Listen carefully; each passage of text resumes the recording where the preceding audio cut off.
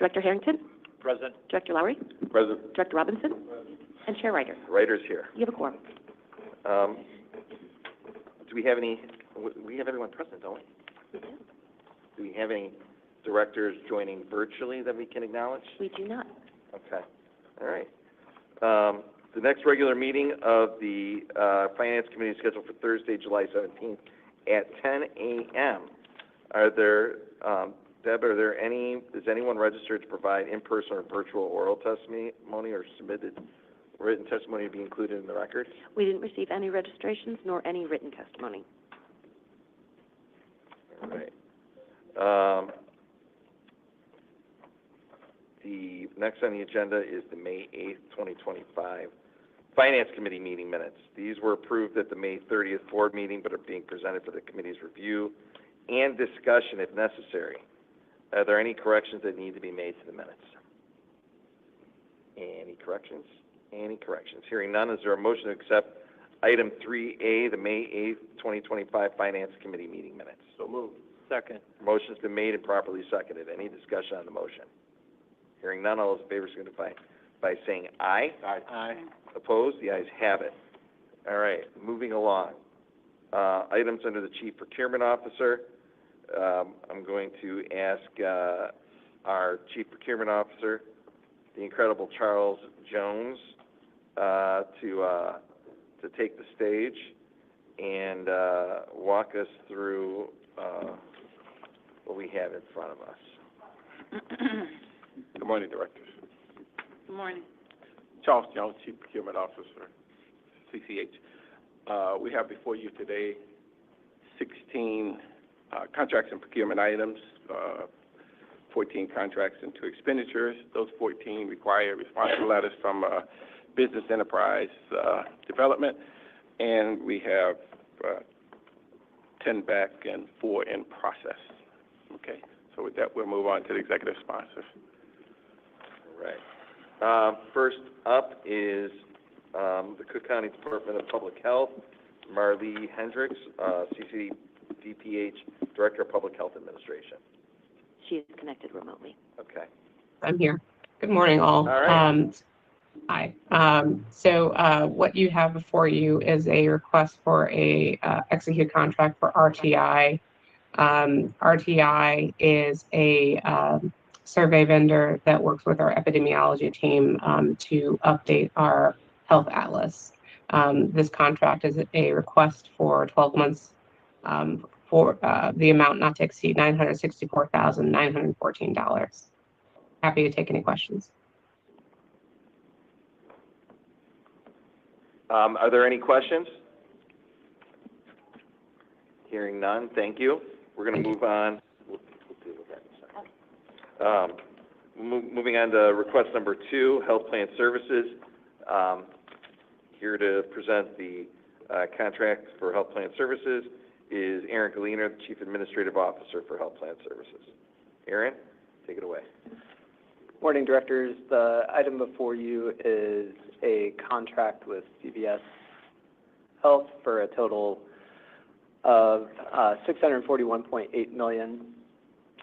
This is for the pass-through amounts that go to the pharmacy providers for claims. So this only represents claims dollars flowing down to the providers. All right. Any questions for Aaron? Hearing none, thank you. We're going to move on to request number 3. Presenting is Dr. Lauren Smith, our Chief Medical Officer. Good morning. Hello, this is for a one-time capital purchase for neurosurgical surgery products, not to exceed the amount of $341,161.24. All right. Any questions for Dr. Smith? Hearing none, we're going to move along to request number 4 through 7, Health Information Systems, being presented by Angela O'Banion. We're just talking about our love of travel. Yes. Vacations. This can be a vacation sometimes. one I don't have to pursue. You know, I believe that, you know, if you live in a city like Chicago, you can take moments to vacation in place. That's right. When you give yourself the opportunity. Yeah. Yep. Sure. Thanks for the reminder. All right, the first item is for Gartner, which is an advisory services organization that most of you are aware of. We are engaging, Gartner provides services for us already, advisory, consulting, et cetera. We are engaging them as we begin to prepare to issue an RFP for our EMR. This is a piece of work that they will do for us for preparedness, where they'll look along a number of spectrums, financial, team capabilities, et cetera, all the things and critical success factors that will be needed to ensure that we have a successful transition.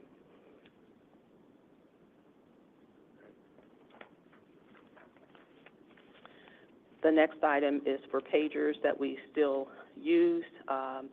We do have more modernized, secure messaging, et cetera, but there will always be a need for pagers for various practices, for emergency backup, for certain areas where you may need to have more, excuse me, additional internet connectivities. Pagers work everywhere, and in the event of emergency, they're good to have. We will continue to wind down as we do other secure messaging platforms. The reason this is sole source is because originally the contract was owned by the Bureau of Technology. Remember, everybody used to have pagers in the county, and as they wound down their use, we took over that contract, and that is why it is sole source.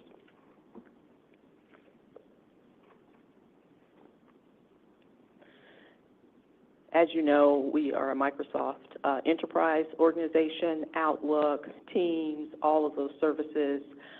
We procure our Microsoft through a CDW in statewide county contracting.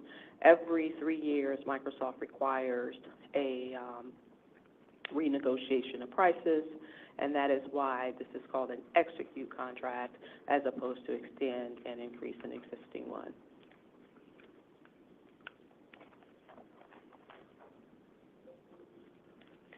Further to our work in issuing an EMR for an RFP as the one EMR that we have that expires in the next few years, we'll also get support from Vizient, who will assist Charles and myself as writing the RFP, helping to field questions, responses, so managing the entire RFP process.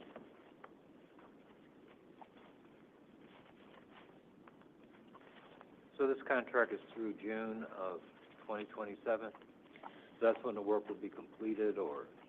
That's, we did it for a year. We expect that it'll be from the beginning of writing the RFP all the way through awarding. That's a reasonable time frame. Okay, thank you. 2 years, actually. Some of this year, and then just a small amount at the end of 2027. In 2027. Thank you. All right. Thank you, Angela. We're next going to move to request number 8, human resources, being presented by Wynn Buren, our Chief of Human Resources Officer. Thank you. Good morning. This request is to continue our agreement with Kirby Bates Associates to provide interim staffing for various key senior leadership and C-suite positions. This vendor has consistently supplied us with well-qualified interim executive staff in a timely manner. Current placements are the interim associate chief healthcare executive at Provident and the interim senior director of laboratory services. We are seeking to extend and increase this contract in the amount of $1,179,450 for 6 months through a period ending February 28, 2026. Any questions for Wynn? Hearing none, thank you, Wynn. Request number 9 and 10, Operations Development. Craig Williams, our Chief Administrative Officer. Good morning. First one I have is for cross-country staffing. It's an extended increased contract for $1,180,000 12-month contract period, 7/1/25 to 6/30/26. This is to provide supplemental staffing in physical therapy, occupational therapy, and speech therapy, and we're exercising our first renewal on this contract. All right. How does this impact the report we'll be taking later regarding agency utilization? So we do have vacancies within our therapy areas, and you know, every time we have a vacancy there, it's a direct dollar match to not being able to see patients and address the backlog there. We are continuing to continue to try to hire and convert some of those, but we do have vacancies that we need filled, and that's why we have this contract. Okay. But that is part of the whole mix of things we're trying to fill. Absolutely. All right. I just want to make sure we get that context. Yep. All right.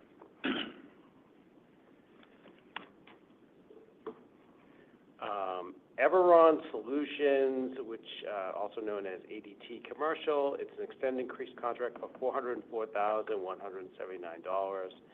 12-month contract, 11/1/24 to 10/31/25. This is twofold. It is for continued maintenance and support on our new nurse call system at Providence. It also includes some equipment and installation regarding that installation project where we identified some out-of-scope issues that we need to address. Most notably, we initially didn't scope any pull stations in the bathrooms, and so if a patient were to fall in there, they would have no way to alert us. So we obviously needed to address that. All right. All right, thank you, sir. That's it. Thanks, Fred. Usually you've got like a whole slew of things. That was pretty brief. I'm not disappointed. All right. Next up is our Chief Hospital Executive for Stroger, Donica Austin Cathy, who's got request number 11 through 14. Thank you, Chair, and good morning, Directors. Good morning. The first one is an extend and increase contract with Denver Solutions for clinical supplies, compounded sterile preparation for critical medications, in the amount not to exceed $134,000. The revised contract period of 3/1/2025 through 2/28/2026. The vendor will continue to provide compounded sterile preparations for vancomycin, mitomycin, and moxifloxacin to meet the critical pharmaceutical needs of our healthcare facilities.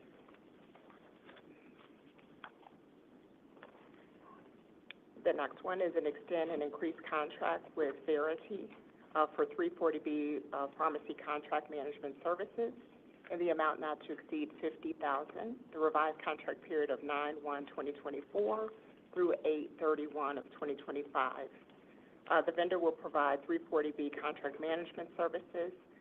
This is a sole source as we now have a secure data path between Cook County and the vendor for the replenishment of our system, and also it would be cost prohibitive to change the vendors.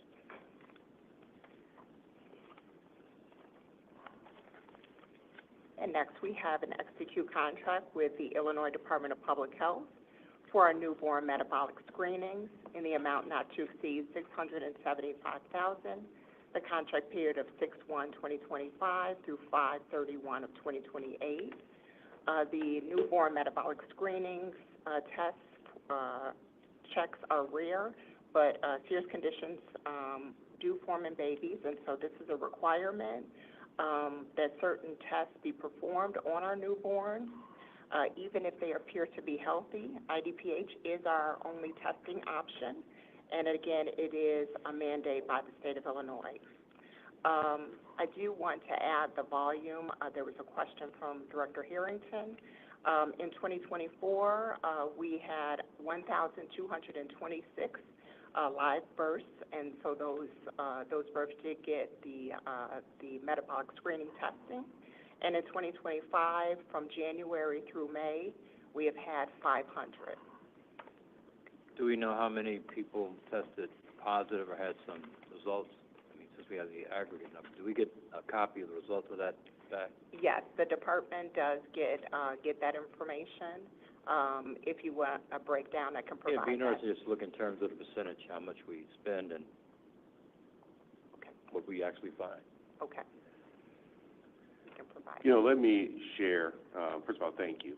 You're Let welcome. me share, as we look at these sole source situations, and I've spoken to Shannon Andrews about it, I think it's worthy of us to go through the exercise of determining if there are ever situations where they can be unbundled in some way. Yes. And whether that's supported by past practice or not, that's something that I would encourage us to at least consider as we move forward. Thank you. Absolutely. Thank you. And the last one is an execute contract with Medtronic for our neurovascular device supplies in the amount not to exceed $600,000. The contract period of 7/1/2025 through 6/30 of 2028. The vendor will provide disposables for both the diagnostic treatment of stroke and our other neurovascular conditions that are performed in our interventional angiography suite.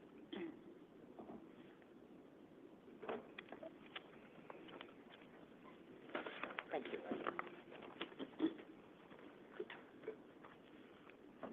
Thank you. Next up is, we're going back to, Marley. Hi. Request number 15. Yes. All right, so this that you have before you is for Sisters Working It Out, which was a subcontractor doing training for our community health workers. This resulted from effectively administrative error where the PI was doing manual data entry effectively, and the error was discovered based off of doing some validation work. We now will not encounter these issues given that we are now syncing our data practices to Oracle to make sure that we're validating that these invoices are paid as they are received. So this payment amount request today is $60,927.12 per this issue. All right, thank you. Any questions for Marley? Hearing none. Thank you. Request number 16, sitting right next to me, Pam Casera, our Chief Financial Officer. Thanks, Chair. The item before you that we have is for Optum, which helps us with our charge master review. And similar to my colleague Marley, it was an administrative oversight where we continued to use the contract beyond the expiration date and incurred invoices beyond that date of $81,921 that need to be paid. Any questions?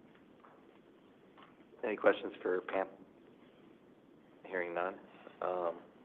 Anything else, Charles? That's it. All right.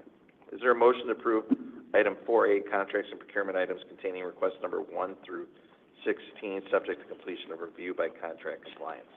So moved. Okay. Motion's been made and seconded. Any discussion? Sure. Director Green. Yeah, I think I mentioned I would be voting present on items number 8 and 9, request items number 8 and 9. Okay, we will note that for the record. Any other discussion? Hearing none, all those in favor signify by saying aye. Aye. Aye. Opposed? The ayes have it. All right. Next up, Charles, do you have the MBEWB report? Yes, sir. All right, so before you, we have metrics for contracts that came before you for the month of December, January, and February, basically the first quarter of this year. Starting at the left with December, so there's 22 contracts that was approved by this board. None of those contracts had goals from the Office of Contract Compliance for a total of $230 million. Of those 9, 2 were prime vendors with an award of $865,000, a little bit less than 0.5%. 6 were subcontractors, $37.4 million, and roughly 16%. So a total of 8 of the 9 did have participation. Total dollars $38.33 million award there. There was one waiver for $1 million. This was a service contract for mail order pharmacy call center services that led to that one waiver. Moving over to the middle for January, 18 contracts that you approved. 7 had contract-specific goals, $30.1 million. No prime awarded for the month of January. 6 of the 7, however, were subcontractors for $9.45 million. One waiver as well, $345,000. So that was for a contract for cancer registry services. So 31%, then $9.4 million. Moving to February, 11 contracts. Only 2 of those 11 had contract-specific goals. The other 9 were for 0 goals. So 1 prime, $675,000 for 1%. 1 subcontract for $21.7 million. And so a total of 2, $22.34 million for the month of January. So that rounds out to be 37% of the contracts awarded. So now looking all the way over to the right, to the far right column with a total summary, 18 contracts, $323 million. 3 of those were primes, $1.54 million. 13 subs, $68.6 million, 21%. So a total of 16 contracts for $70.166 million was awarded for this first 3 months. And there you see the 2 waivers. If we go to the next page, we have a visual bar graph of what it looks like: 17%, 31%, 31%, and for the quarter. And this year we're trending at 22% overall. Any questions? Any questions for Charles? Hearing none, thank you, Charles. Emergency purchases? Yes, sir. 2. One would allow vendor to provide physicians who will furnish pediatric orthopedic surgical services on behalf of the Department of Surgery. That was with Shriners Hospitals for Children, a 12-month contract, not to exceed $595,000. And actually both of these are from April. So, and the second one was to provide elevator maintenance and services throughout the CCH locations on behalf of Department of Facilities with Parkway Elevators, 12-month contract there while we worked on an RFP, $2 million. Any questions? Any questions for Charles? All right. Hearing none. Amen. All right. Thank you. Thank you. We're now going to go back to Pam, who's going to present our grant, to receive and file our grant award related items. Thank you again, Chair. Pam Casera, Chief Financial Officer. Before you, you have the receive and file grant awards and renewals.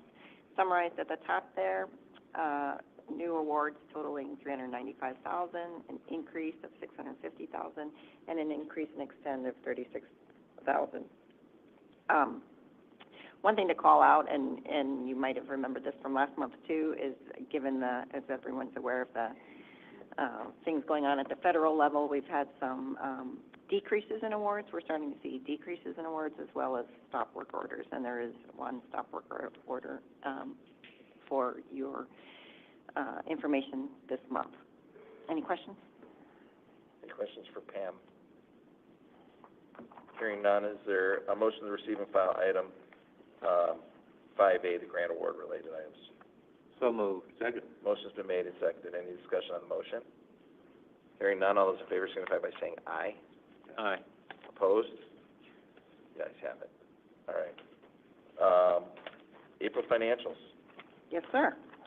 All right, so 5 months into the year, almost halfway, through April 30th, $59.8 million unfavorable variance to budget on an accrual basis and $153.7 million unfavorable on a cash basis. The reasons remain largely the same. We can go on to the next slide, Debbie.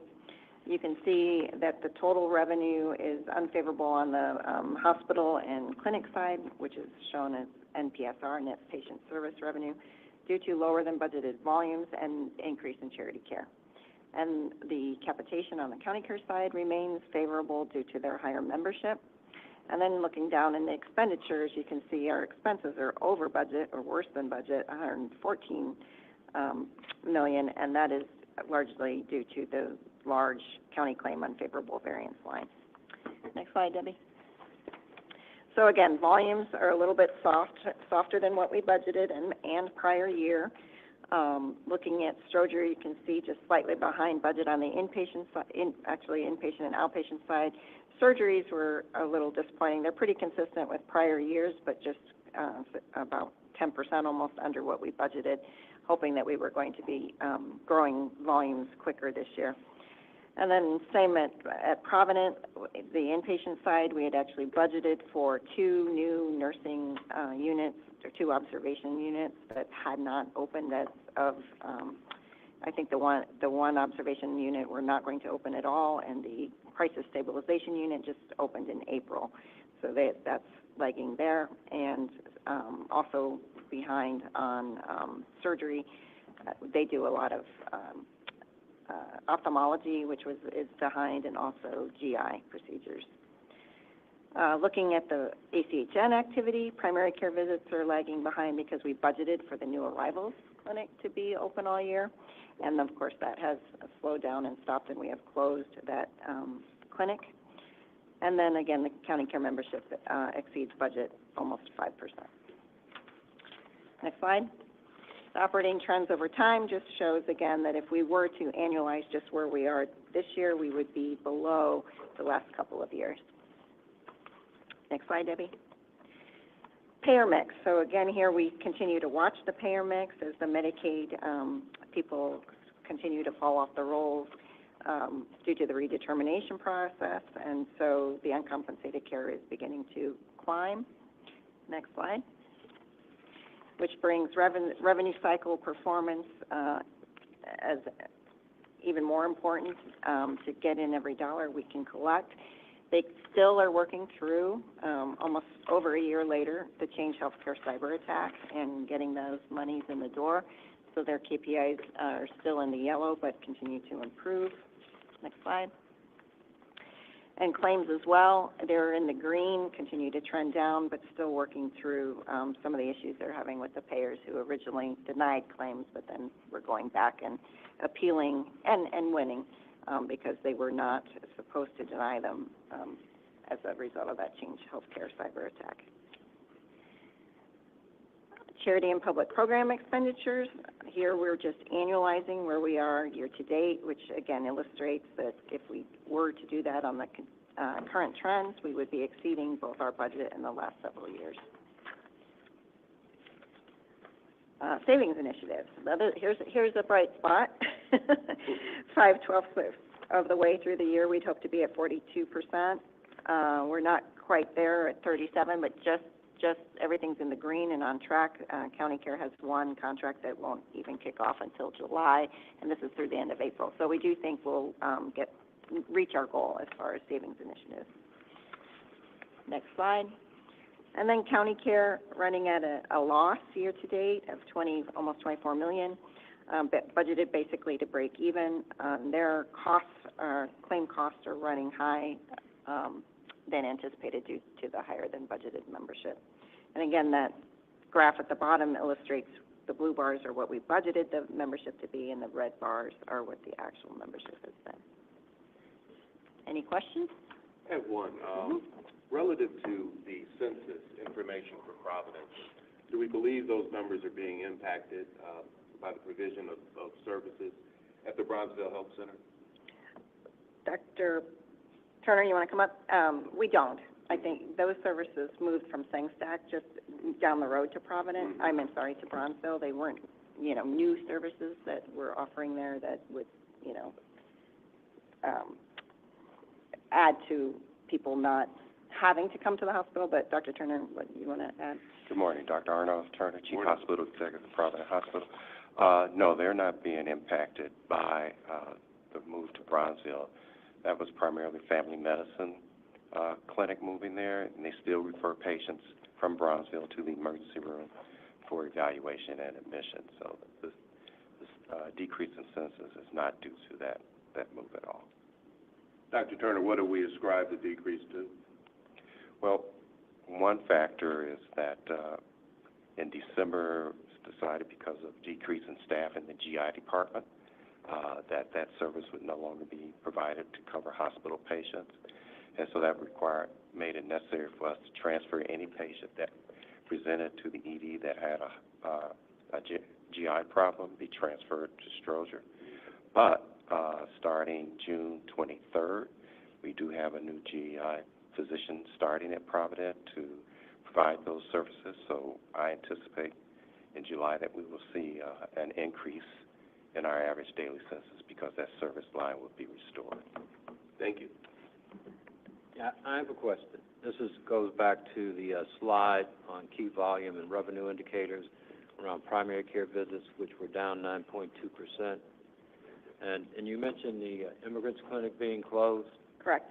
But I assume that those patients that were going there are somewhere in our system if they need health care as a safety net. So we may have gone down, but they may appear someplace else in our system. That's a really astute question. Craig Williams, CAO for operations. I couldn't remember my title for a second. So if you think about the process of the way the new arrivals worked, the new arrivals clinic primarily served as that first stop, full health assessments. And so as patients came to the landing zone, they were either seen the same day or next day at the new arrivals clinic at Belmont-Cragen. They're subsequent, as we engage them in care, they did, as you said, get seen throughout the system. However, what we're missing and what the variance is this year is those initial intakes, which were happening at Belmont-Cragen. So I think it was 39,000 patients we saw over the life of the new arrivals clinics. I think about 15,000 of them are still actively involved in care, meaning they've had more than 2 visits in the last 2 years. And those happen throughout the system, even some at the first floor of Belmont-Cragen, but it's really that initial intake volume, which was driven by people arriving to the city and entering into our system. And that's now non-compensated care? About 30% of that care was compensated. Okay. Right.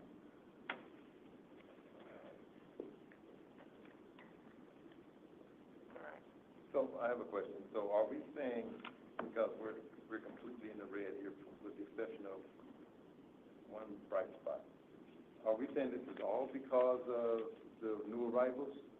No, not at all. But generally, we bake into the budget growth, right? And then largely that growth just has not happened this year. It's been pretty flat. If you ignore the budget for a moment and compare the numbers to the prior year, they're more in line. It's just that we bake in growth based on strategic initiatives that are planned, and it really just hasn't happened this year. Okay, so that's the question I want to get to. Why do we think it's not happening? I think it varies across. At Providence, for example, we had budgeted surgery increases, and we didn't have providers hired. At Stroger, I don't know if, Donica, you want to talk to anything in particular. It's not anything we can point to. It's not one particular group of patients. It's not one particular service. It's just everything is down a little bit across the board. I guess there's a couple questions. When we look at Providence, we've been holding that conversation about surgeries for at least 12 months, if not longer. And we were supposed to be have a positive slope because we were hiring folks. But yet the numbers still haven't turned around. And right. I mean, literally, we have this conversation every time. Yeah. I don't know if you want Dr. Turner or Donica. Well, Donica can talk about Stroger, Dr. Turner and Wynn can talk about the hiring at Providence. And then we should also acknowledge that another thing that's going to start baking into the financials, and some of it which is already happening, is things with the federal government. Right. Because all of that money is slowed down and being paused because we're getting messed with just generally. Good way to say it. Yeah. Donica Austin, Chief Hospital Executive for Stroger. Just want to comment slightly on the volume at Stroger. We have seen some decreases in our surgical volume. As Pam alluded to, one, we had the increase that was baked in, and then obviously with our outpatients being down, as well as our discharges, obviously that all feeds our surgical volume. We have seen a few decreases in ophthalmology and in ortho, and so we're looking at those and planning, you know, obviously working with the surgical services group. So related to that, how much would you attribute, if you can, the reticence of people under the current political conditions to come in to seek treatment? I know it's sort of a nebulous thing that may be able to be drawn out through. I know a lot of that's Medicaid money that gets lumped in together, but I would assume that because I'm seeing it in a lot of other areas, that people of South American, Central American, and Mexican descent are slowing down their utilization of public services. Well, I'll just comment on a daily basis for our outpatient visits just at Stroger. For the end of March into April, we normally hover about 2,000 a day. We were starting to see 1,700 last month per day. So our volume was just, you were seeing the increases almost the decreases on a daily basis for the outpatient volume, which then feeds inpatient as well as our emergency department. I'm not sure if that answers your question, but. Well, I don't know that you can, because I don't know how we track that data, because we're not necessarily. Right. We can find a correlation to find out the aligned citizenship status. Yeah. But we don't come in and ask people, are you documented, because that would be a barrier to them receiving care. Yeah. We know from the emergency department volume, so we're sitting, 3.1%. We're starting to see the increase go up. We know this is our high peak season, so I'm confident that we'll be able to close that gap in the emergency department because, obviously this is our busy season. As we start May into almost the end of September, that's our high volume trauma as well as ED season. Which is sort of weird to talk about it. It is. Right? It is. But that is when we pick up a lot of the volume and we close the volume gap in the emergency department. Yeah. But they would rather see our volumes in preventative care. But the question would be, is that decrease tracking from what your previous years were? Because it seems like it's not. I don't recall seeing all red before. I just don't recall seeing it. Right. Well, again, as Chair Ryder alluded to, right, it's our payer mix is eroding, charity is going up, and we haven't had that issue because people were covered and retained their coverage all through the pandemic, as well as, the expansion of coverage to the immigrant adults and seniors. And so this is the first since I've been here 4 years now that we're having this issue. But it's not historically, this was the case for us here, high charity, low pay. So the pendulum is swinging back the other way. Prior to 2020. I understand, but it seems like it's imperative that we understand why it's happening, because as you just stated, you said from 2,000 down to 1,700, 1,600, that slope is ugly.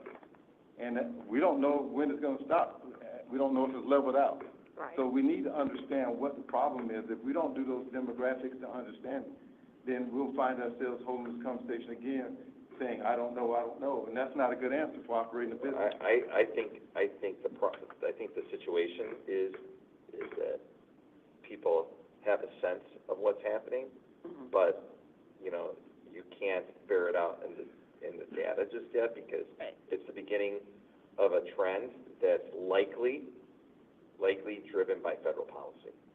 Some of it is like, right now, one thing that we know is losing the funding for the migrant health care that came from the states.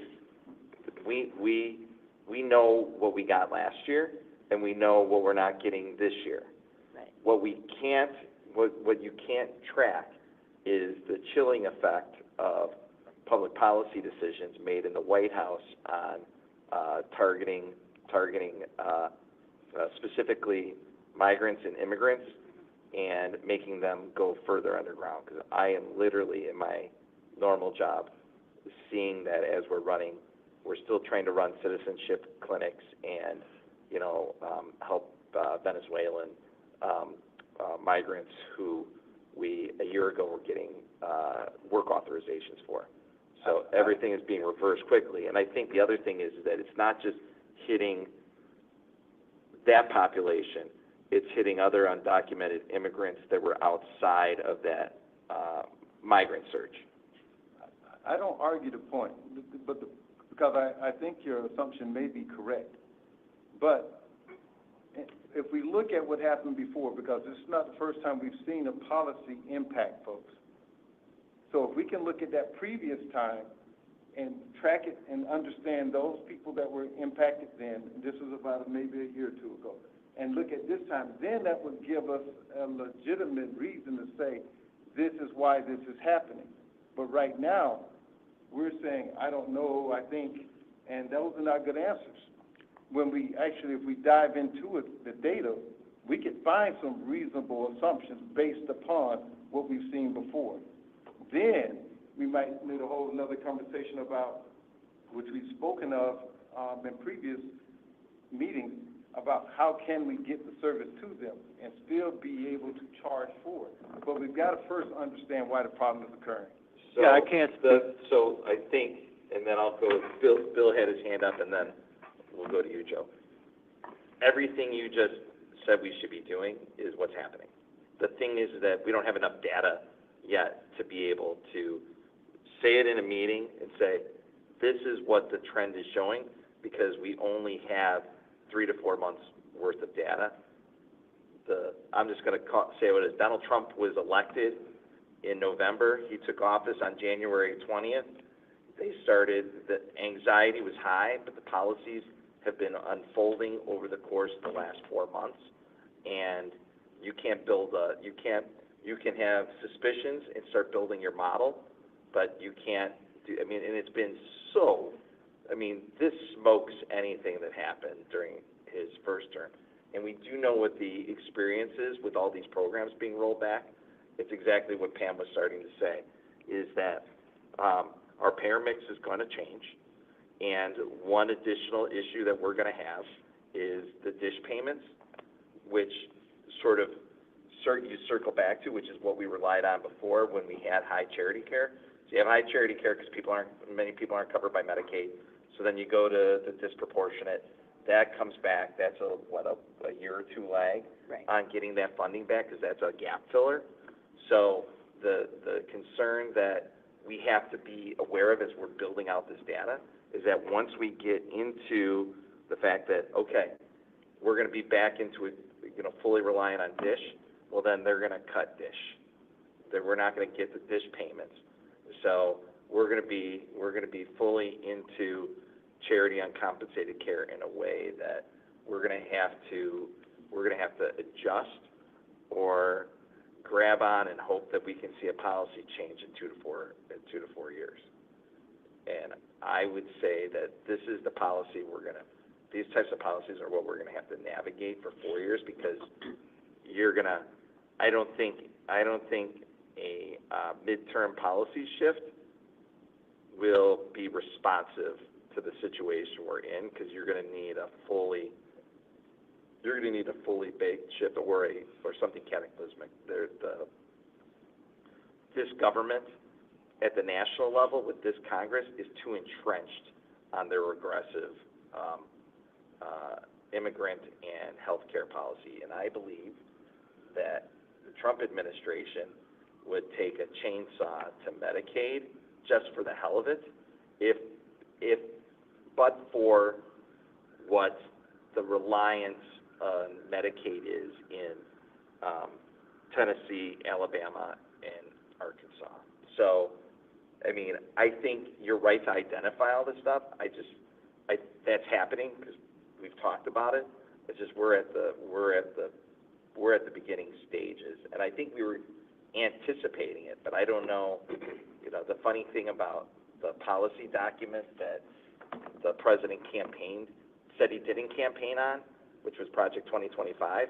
If you want to know what their goals are on healthcare policy coming from the Oval Office, it's likely in that document. Stephen Miller is going through, Chief Policy Advisor for the White House. He's going through and drooling over doing all this stuff.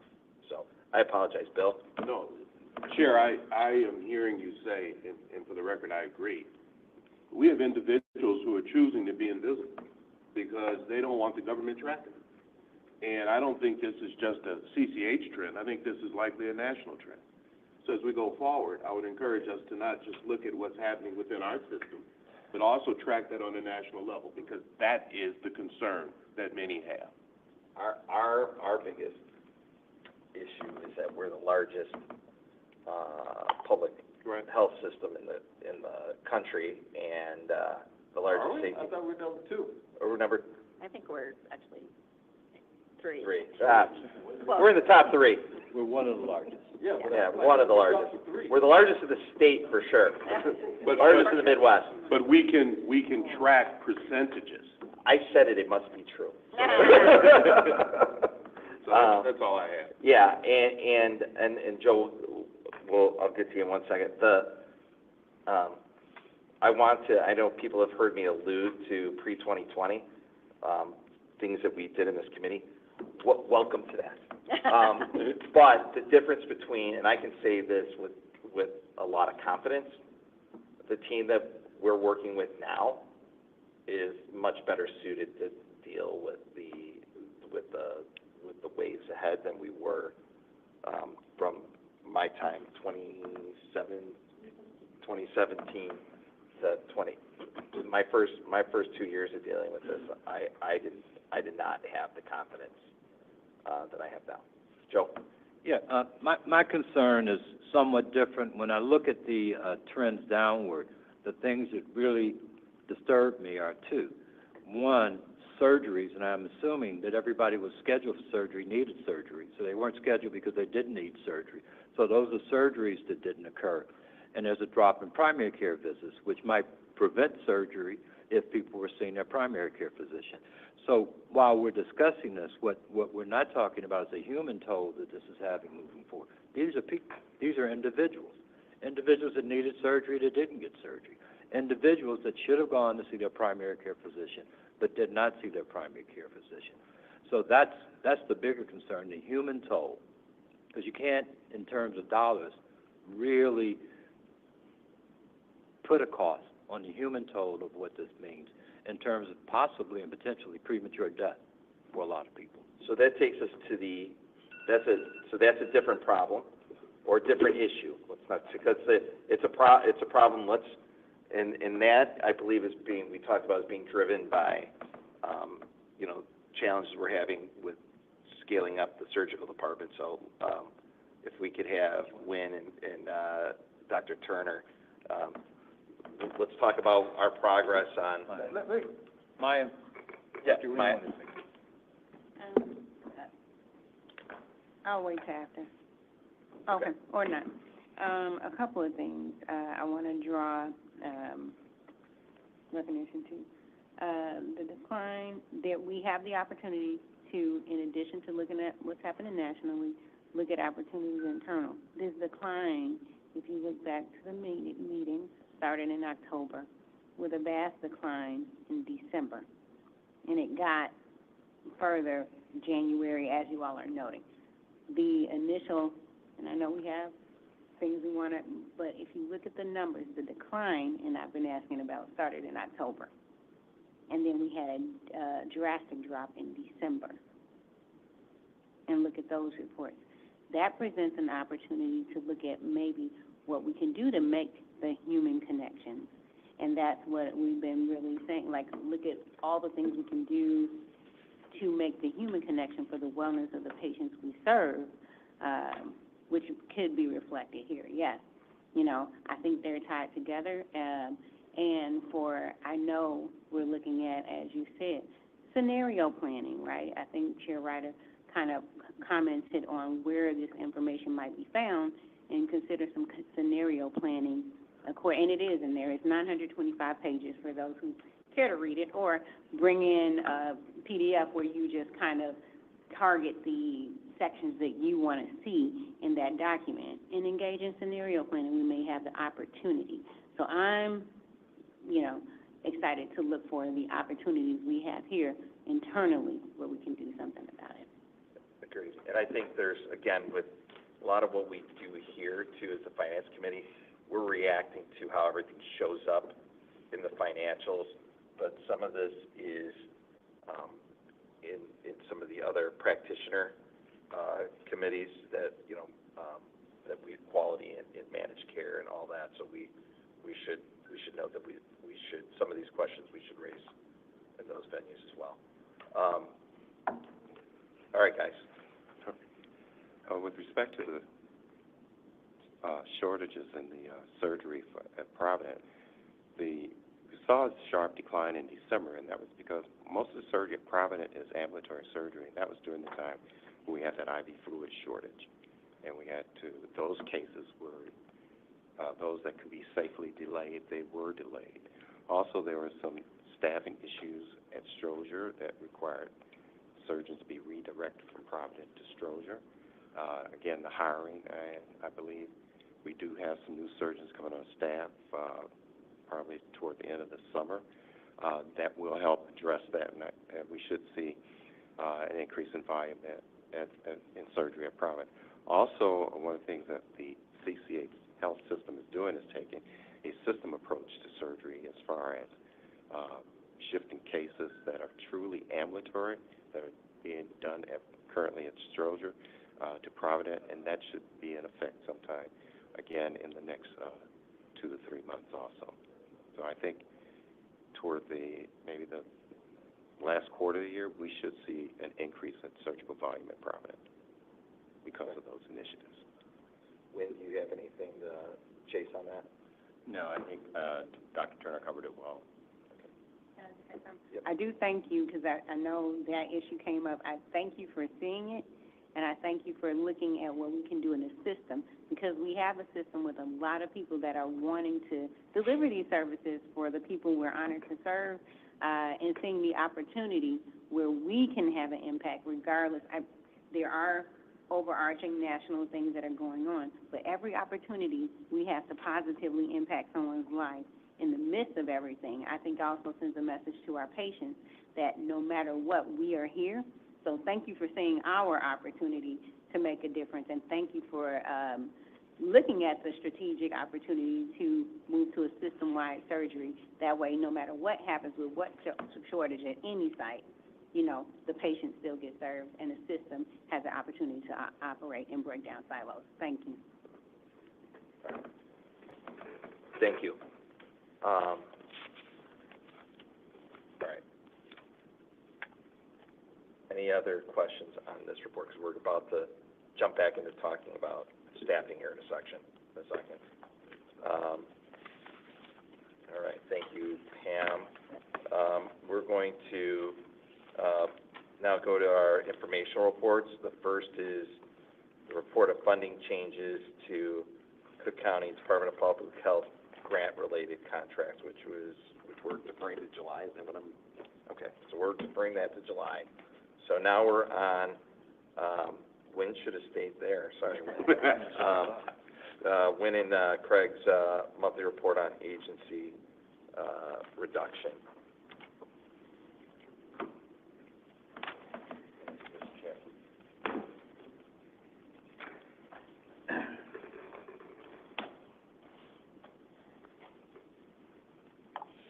All right, good morning. Winter and Chief Human Resource Officer. I got a new one to throw into the pot too, but I think I previewed that at the board meeting. Looking forward to it. Okay. So informational report, current state of hiring. We made 925 offers, 694 offers were accepted. We filled 643. 168 of those were internal candidates, and we brought in 475 external candidates. Our separations continue to trend down between 2024 and 2025. Total separations declined modestly, and we have a net new hire of 239, which is about 121 more people than we had at this time last year from a hiring standpoint. Next slide. So this is Craig Williams, Chief Administrative Officer. So this is our trend on agency utilization. You can see we're at a high point of 1,340 agency staff at the end of September, which represented about 18% of our workforce. We're down to 1,035. What departments does this cover? These departments under your purview, or this is all departments across. So you'll see on the next page, it shows you the top job titles as well as union that those are related to. But we continue to see a pretty steady decline, and I would attribute that decline to two things. One, the conversion of agency to CCH hires, which Wynn and the entire HR team have been actively involved in, and then really a clamping down of onboarding of agency across the organization. So there is some pretty major hurdles that people have to get through to be able to bring on agency, which is appropriate. We're trying to balance that, obviously, with the ability to provide care in areas that otherwise, without that staff, we wouldn't be able to provide care. And so that's a constant challenge for us. So for example, the county Board of Commissioners wanted us to be under 20%, and that number can be looked at a couple of different ways. One is by job title, and one is Across the board. Across the board. So the 14.3 represents across the board. Correct, right, I get that. And we started out at well, I know we started out over 20. Probably historically, yes. Yeah, I want to say September is 18.3, but I think we were closer to like 19 and a half, like in August or whatever. So we're down at least on this chart in September, which represents what, a 9 month? No, do the math for me. 8. 1, 2, 3, 4, 5, 6, 7, 8. Okay, 8. I can count them. Yeah. Right. So that's so we're looking at a 4%, roughly a 4% decrease. I would assume that also means that by job title too, the number went down significantly. Yeah, Do you have those numbers? We have that in the next slide. Okay, let's go to the next slide. Sure. So this is the top, I think it's 35 job codes that we're using agency in. And you can see, and I didn't highlight it on the prior, but, from April to March, we're almost 79 positions down. Well, I might be adding one, so. Okay. The guidehouse. Yeah, Pam's excited about that. Yeah, so that's not necessarily reflected on here yet, but we will. I think as we look at adding, or as some of those things get added on and how we count, it's going to create some variability in the data, which we'll just have to asterisk and flag. Yeah, I get that. If we identify something new, it's gonna bump it up. Yep. We'll continue to note that. I'm sure there'll be. You should, as you do that, you should probably put an asterisk and have a shadow line that shows where we started from, and then where the surge adding a title is. Agreed. I think what you can see here is some of the bigger numbers are related to the agency settlements and the conversion that we've done. So obviously we're down 76 building service workers, 20 medical assistants, 26 clerks, transporters are down 19. So these are all positions that we were able to get additional PIDs in a reallocation. and we've been able to staff up in those areas. We continued, our highest utilizing position continues to be in our nursing roles, represents 36% of the agency that we use. I think when they talk about some additional tools that we're going to bring to the table to start to address some of those things that would start to create some additional reductions as we move forward. So, just to make sure, so the percentage by bargaining unit is the last column?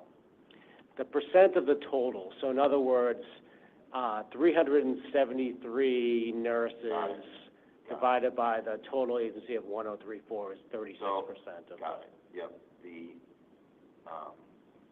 Where's the percentage of agency usage within the bargaining unit?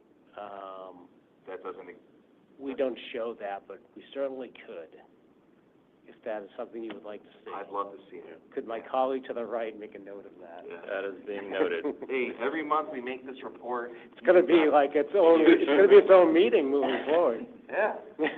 I love Hopefully it. not. I love it. Hopefully we'll get well beyond. You know what though? We're solving a problem. Yes. And we're doing it, and we're doing it collegially too. So most of the time. Okay. Is this the last slide? Wayne has the next. Before we leave the slide, I have a Yep. question. Sure. Okay. 36% represents people. 36% represents, what I was trying to show here is, right now, nursing is driving 36% of our agency use. It doesn't represent, and Vita May's not here. I think we're around, I don't know what percent, we could certainly bring it back, and we will, based on Chair Ryder's request, the percent of nursing that currently is agency. I don't know that off the top of my head. She's online. She Oh. has it.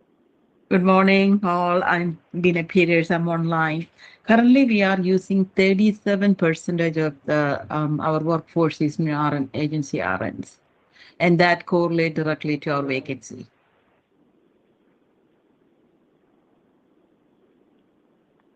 Can you hear me? Yep. Yeah. So 37% of your workforce is agency. Is that what I heard you say? Yes, that is correct. And also, in a similar number, 36% of all of our agency people on hand are in that job title. And So coincidentally, it's similar. looking at that two different ways, numbers are similar but otherwise unrelated. There's one category that I don't think I see on here. What about physicians? Physicians on the next slide. Yes. So they're not in this count? They are not. Because the reason why I asked the question is number of people, that's great, and that has bearing in certain scenarios. But we are the finance committee. I'd like to see dollars. How many dollars are going out the door for agency use? Because as we see, we're in the red, and that really matters. It matters in a big way. So that would help. Yeah, because there's a premium on that. So, two things. I'm guessing the reason why, and you can tell me if I'm wrong or not, physicians aren't listed on this chart is because it was added after this. Yes. To not conflate the tracking you were doing. Yes. But I would present it both ways. As we add stuff, I think there's a way for you to show us the progress on what you've worked on and highlight the fact that there's an adjustment based on things that were added. Yes. The other thing I would just say, it's tracked in a different way is probably also the reason why. It doesn't mean we can't bring them together, but that's, in reality, that's why. And there are no physicians in the category of all others. There are not. All the all others are like, 80 job titles that are like onesie-twosies that it's just not worth presenting on this. We certainly can provide the detail if you ever want to see it.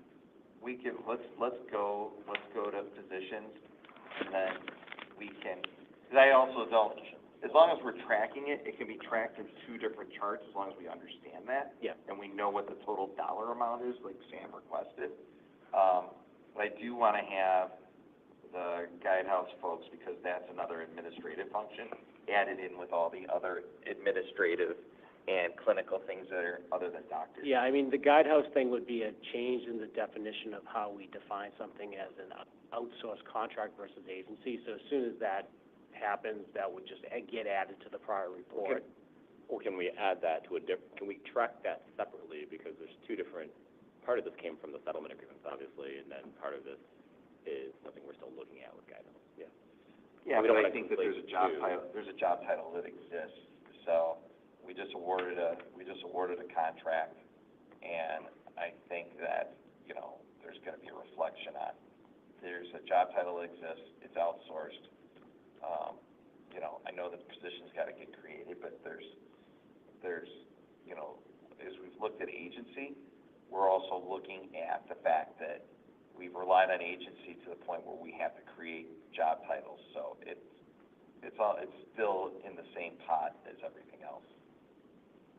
So, and it's just that, you know, just Sam said, it's both, I mean, at the end of the day, it's all financial. I mean, anytime we go out, it has a financial and efficiency impact. So we can get into philosophical conversations about all that, but I think everybody here on the committee is probably aligned for the most part around the same view of it. And I would say management is aligned in reducing our overall agency spend. I mean, we're not going out and utilizing. That's why you guys have made so much progress. Yeah, I mean, we're not going out and utilizing agency because we just don't want to hire people. It's that we have some gaps in our hiring, and we need to provide the services. I mean, some of it, you know, I'll give you an example, and you can stop me if you want, but, you know, part of Commissioner Lowry has the annual health screening on your birthday, and one of the things we do is provide mammography screening across our network. We happen to have one person that is that splits time between North Riverside and Arlington Heights.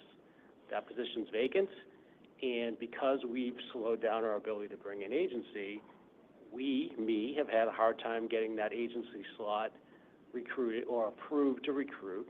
We also haven't filled that in, so right now I'm not providing mammography services in the northern side of the city. And that's not a great place to be, right? Like, ultimately, we want to be able to provide breast cancer screening to women who live north and are in that community. You know, I'm not saying that we're not doing the right thing, but, you know, we got to get through those hurdles to be able to get that job hired. And then we got to get someone to work there permanently. But there's challenges around, you know, our distributed network. It's very difficult to get someone who works at Stroger on a daily basis to take overtime or mandate them to drive an hour north to go provide that service. So that's like just an example of the places where we have an agency need at times, and when we don't fill that or we can't hire into it, it's actually impacting the way people receive care and the benefit we're providing to them.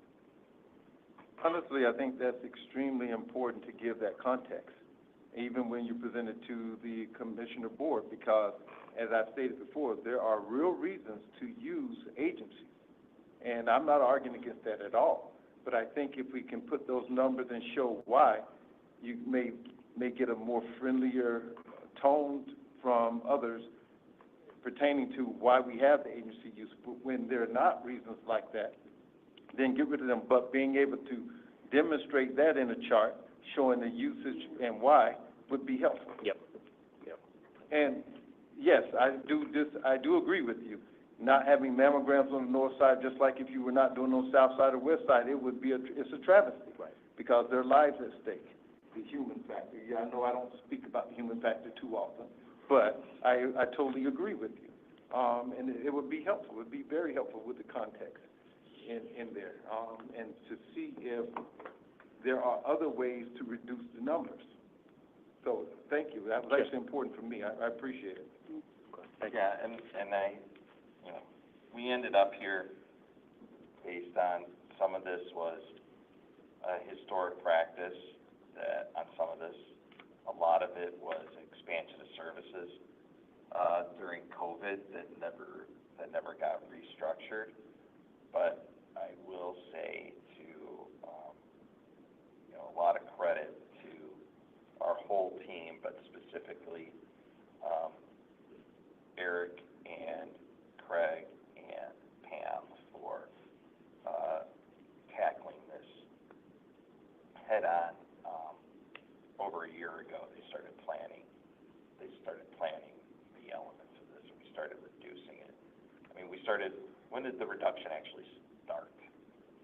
I mean, you were starting to deploy your plan last summer, wasn't it? Yeah, I mean, there was a lot of negotiation that had to occur around the elements of the plan.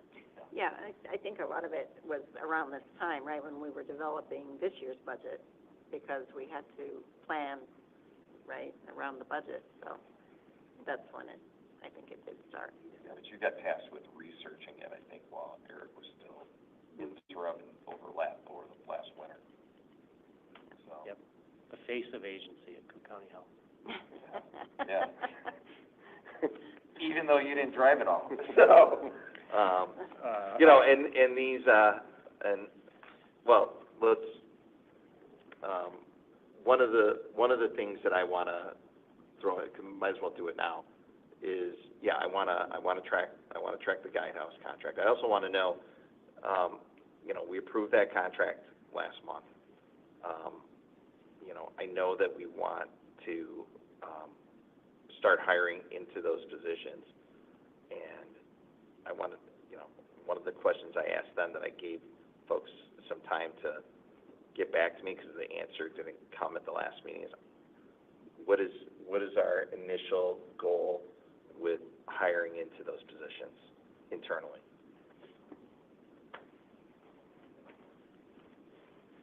What is it? How many people do we plan on bringing in? We still have not arrived in an agreement. We don't have a number. Well, I mean, we have a goal. What is our goal? Our goal is to cover the need. Okay, all right. I'm looking for something more than vague. Are we talking 10 people, 15 people, 30 people, Yeah, 40 people? I think we're talking in the range of 30 people. Okay, and is that 30 people immediately and more people down the road? It has to be more people down the road. Yeah, I mean, if you go back to slide, just looking at the coder number, right, it's 76. So, you know, but we think that'll come down over the next few years due to technology, right? So we definitely, I mean, it'll be a phased approach. It won't. I'm looking for the 76 versus. AFSCME, Health Information Coders. Second line. Second line. Oh, okay. Yeah, I think it's a moving target because as we add people, we also lose people. So. Well, that's my thought. If Right. we go ahead and bring them on, attrition will actually help us get back to where we want to go. Right. Right. Right, but also technology, this function is going away due to technology. That we're actually putting in here. No, I think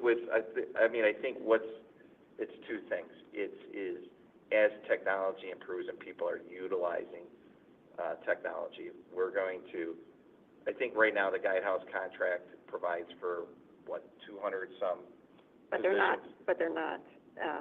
they're not union positions, there's a lot of management in that. Right. Yeah.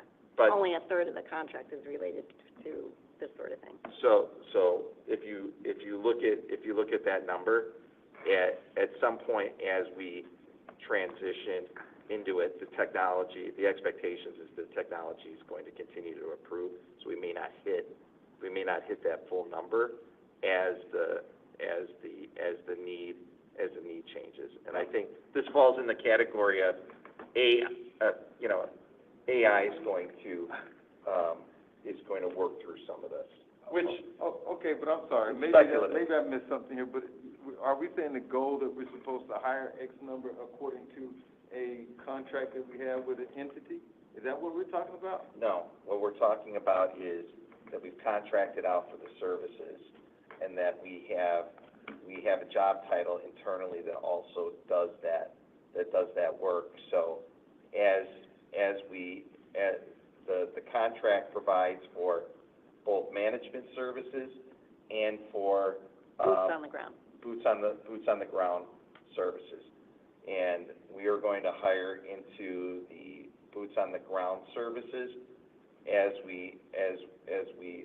way to reduce the boots on the ground being provided by the agency. Correct. What's undetermined is what the need at that job title will be in 2 years. In the future. So We 2 to don't 3 want to years. hire 70 people when in 2 years we might only need 30 and then have to lay people off. Okay. So we want to phase it in appropriately. What you said makes sense. I'm lost on the discussion, honestly. What you said made all the sense in the world, so I'm not sure what we're talking about. And that's just me, We're just getting the data. I'm wanting to get the numbers. I'm wanting to get the numbers out there in terms of here's the positions and here's where we're going to transition, because we're going to track, like with all this whole process. This isn't any different than anything else. When we started this conversation, it was like, what are the thresholds we want to get to?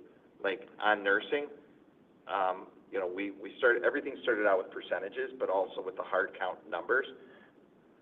We know that there's a certain amount of agency for nursing that we're gonna need based on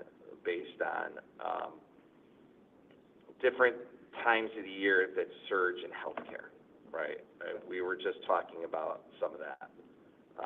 You know, emergency room visits, trauma care increases in this city, Memorial Day weekend until it gets cold, right? For a variety of factors.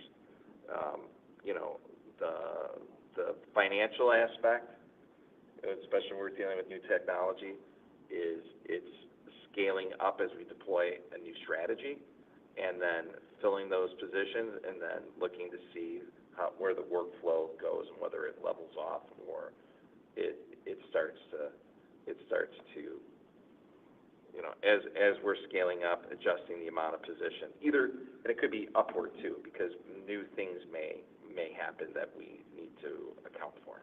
So I think throwing this in here, this is a conversation that just backs us up to the conversation we had about all this stuff 9 months ago. So, is that fair to say? And I see Torik's here too. Hi, Torik. It's also a moving target, Yeah. because as we add people, we lose people. We also Sure. have people going on maternity leave, vacation. So the numbers are fluid in some respects just because of external factors. Which is why we tried to show this downward push, which is, you know, ultimately we think is the right direction. There's definitely be some noise. You know, you saw it in the last chart around December. We had a little increase. That's really the seasonality of people retiring, flu season, staffing up, things like that. So I should acknowledge, I said hi to Torik Ward, works with the Bureau of Human Resources and Labor Relations, and gives us support on our labor relations functions. It seems as though, big picture, looking at raw numbers, there's been a 25% decrease. Is that fair? yes. Okay. All right. Do we have any follow-up? We sort of jumped back away from locum tenens. So do we need to go? Locums has been relatively flat. This represents MDs, and physician assistants. We're right around 35. You know, some of this is related to just gaps in coverage, like in anesthesia, to be able to run the ORs and be able to do that. The ACHN, it really is around ensuring that we can augment our primary care staffing. Those are the two biggest, really. Next slide, Debbie. Okay, so this is from the settlement agreements. We made 350 offers, 229 were accepted. We still stand at an acceptance rate of about 65%. We filled 190 of these positions year to date. We have 14 more that are starting this month, and the rest of those accepted offers will start likely in July. And I think Craig mentioned this earlier. One of the things that we've been working on to kind of address some of our challenges with hiring, worked with the OIG and our employment plan office, and we're going to be putting an accelerated hiring process in place in June into July. That'll allow us to speed up our recruitment time and our hiring time. We typically right now post for at least 14 days. We'll be able to move those postings down for certain positions to 5, and then we'll be able to bypass some of the interview processes. So we should really be able to speed up the amount of time it takes for us to fill. In some cases, even with what we were just talking about, the goal is to look at agency nurses and how can we transition those nurses into CCH at a faster rate starting in July. On these positions here on this chart, which are, I don't want to say non-clinical, because the SEIU, a lot of these positions do have clinical responsibilities, but they're outside of doctors and nurses, we'll say that. The way the numbers are tracking in terms of who's got the most volume in the door, I think is, correct me if I'm wrong, is reflective of where we started. Is that right? We started with SEIU. Yeah. And AFSCME was one of the ones that we deployed later. Do you remember which order they did them? Is that correct? Yeah. Okay. I think it also relates to some of the elements of the settlement themselves. Okay. And the Just Teamster, as you've asked me. the Teamster positions are those the parking related, or what are those, Building service. Building service workers at Providence specifically. Oh, okay. And that was the last one that came in. I know that the Teamsters show up in a lot of different ways here. Should note that Provident also had some of its own collective bargaining, which is different because it was a different hospital. It started out as a separate hospital. All right. Next. Question. Sam? Yep. You said we're incorporating a process that would allow us to speed up hiring. Yeah. Okay, so I think last year we did something similar to that. Is that the same thing? It's the same thing, but we were able to, lack of a better term, make that process permanent. We're putting it into the EPO plan now. That was a temporary engagement, and it, based on the feedback from that and what we learned, we were able to go ahead and implement it. But if I remember correctly, last year it was for nurses specifically. This will encapsulate more than just nurses. So it'll be positions where we have multiple jobs within or multiple positions within a job code. We'll be able to do that with management approval. I'm just curious, and this is not necessarily for you. Did it take us a year to be able to take a program that we proved worked extremely well to get it into a permanent fix? That is light speed with how complex a unit of government like the county is. Remember, this is not a private or not-for-profit hospital, which has its advantages in that when you deploy a system, it's very well vetted, but it meets all the requirements of our hiring plan, consent decrees that exist or continue to have life relative to the practices we did prior. So having a pilot program in year 1 and then being able to permanently deploy it in year 2, I think is great. So. Okay, I'll just say this. When I hear that, then that says to me that the financial scenario in which the lack of people being in place or people that are costing 3 and 4 times as much is irrelevant in comparison to the other aspects that we just said, creates that dynamic that allows us to take a year, which now makes it be light speed, to be able to provide service. I think if we started it last year, the process continued, now we're making it permanent, that's consecutive. I didn't say it wasn't consecutive. So, I mean, I think you pilot something, and if it's successful, then you make it permanent. I don't know how, that would be true if there was a gap of time, if we took a year off and we didn't do it. But if we're making it, you first have to pilot something, and then you make it permanent. That's not true. Well, let's say, Well, what, here it is. here, if you, well, yeah, but when did, so the program was last year, right? Yep, and then it ended, and then we, When did it end? at the end of, in September? Okay, ended in September.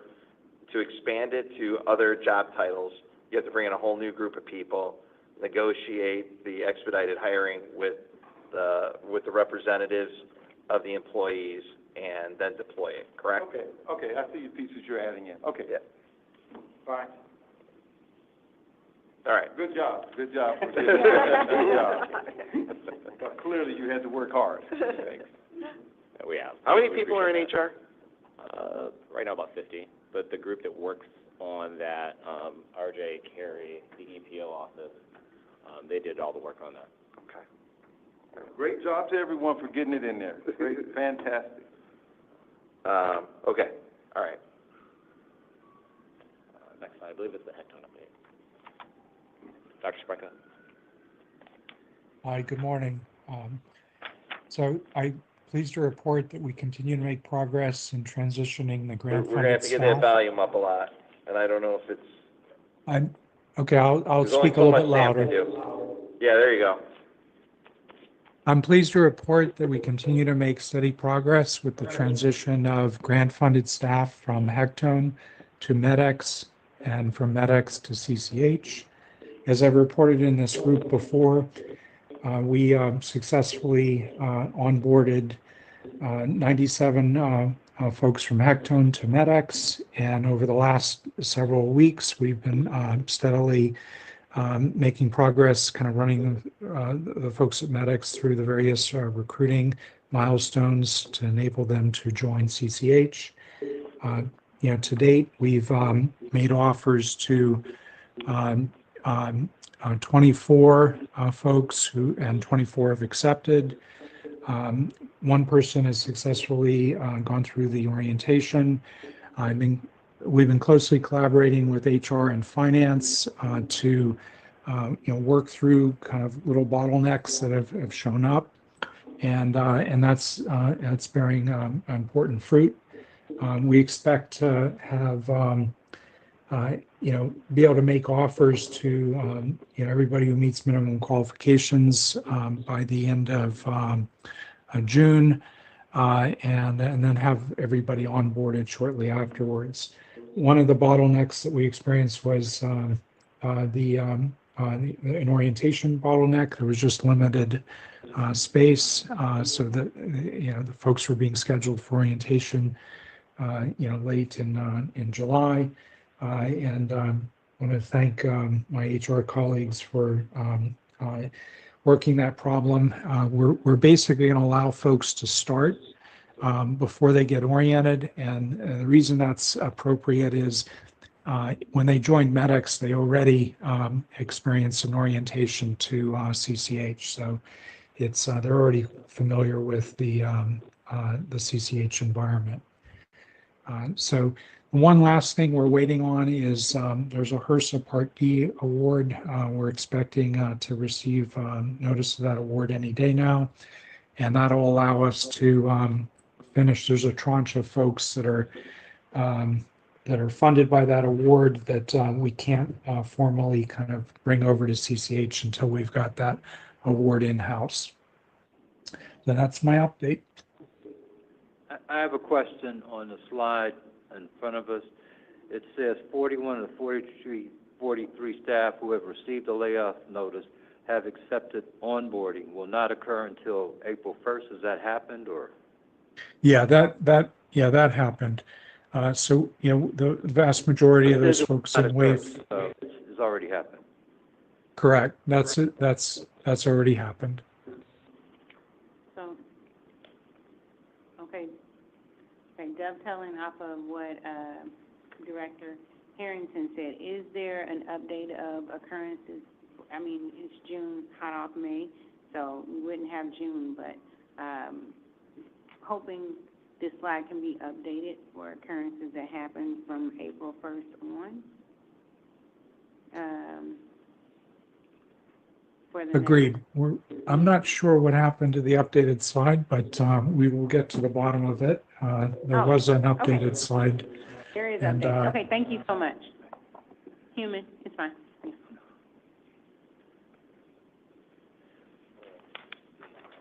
Any other questions on this slide?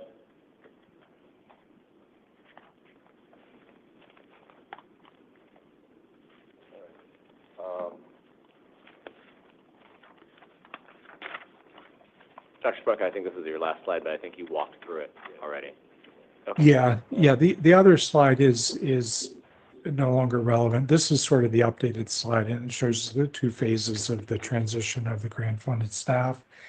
And, with June onboarding, we're expecting 23 folks. So things are making their way through all the various milestones, and we're confident we've got the process and the people in place to get everybody who's qualified for a job to be able to get an offer at CCH.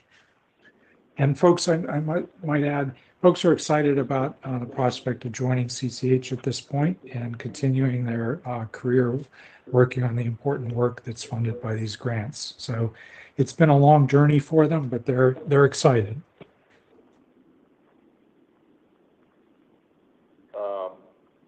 Okay. All right. That concludes our report. Thank you. Thank you. All righty. Well, that brings us to the end. We've exhausted the agenda, and we're adjourned. Thank you. Thank you.